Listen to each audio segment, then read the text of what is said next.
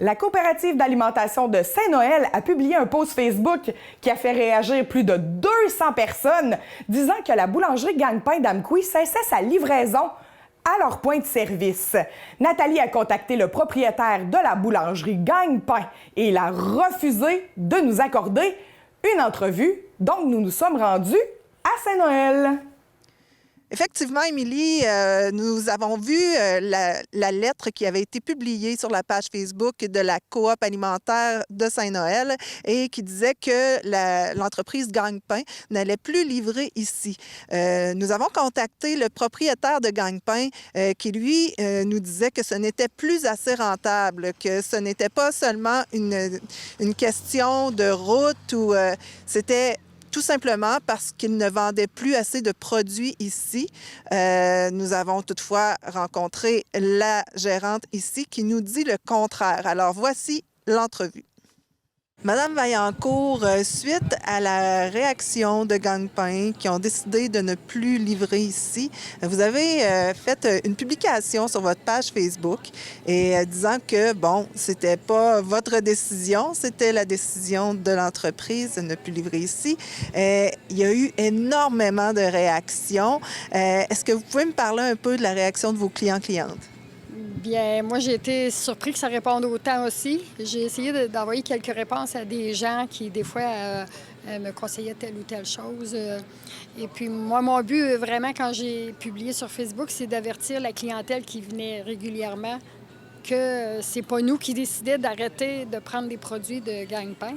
C'est vraiment Gagne-Pain qui, eux, nous disaient que, là, maintenant, ils livraient plus en dehors de la 132. Donc, je trouvais ça assez ordinaire.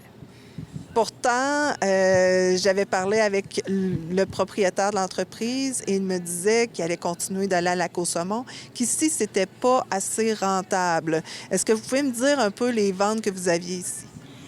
Eh bien, nous, on avait tout le temps des commandes d'au moins, je dirais, entre 85 et 90 paquets de desserts qu'eux faisaient. On commandait aussi des fonds et dessus de tartes surgelées où nous, on faisait les préparations et ensuite, on fait cuire nos tartes. Ensuite, on prenait des pâtes à pizza surgelées. Et il y avait quand même du pain de ménage aussi qu'on prenait et des petits pains et en tout cas diverses choses. Fait que moi, je crois pas que c'était pas rentable du tout, là. Et là, ce que vous avez dû faire, c'est vous tourner vers d'autres entreprises. C'est ça. J'ai quand même fait appel à une autre boulangerie qui nous fournit du pain que normalement, ils ne nous fournissaient pas. Il doit me rentrer autre chose en produits de dessert aussi. Et puis, on s'est tourné vers Métro à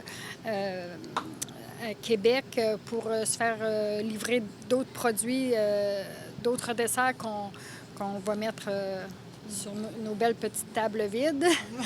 Et puis, c'est ça. Non, je pense que... Puis, on va faire un peu plus de desserts aussi qu'on va pouvoir placer en tablette, là. Okay. On va essayer de satisfaire nos gens.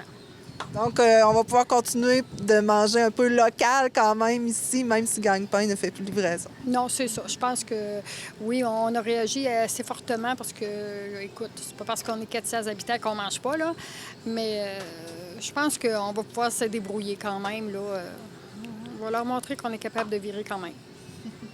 Bien, merci beaucoup, puis, on vous souhaite une longue vie là, avec tout ce que vous faites ici. Puis, j'en suis certaine que votre clientèle va continuer de venir vous visiter. Bien, merci beaucoup.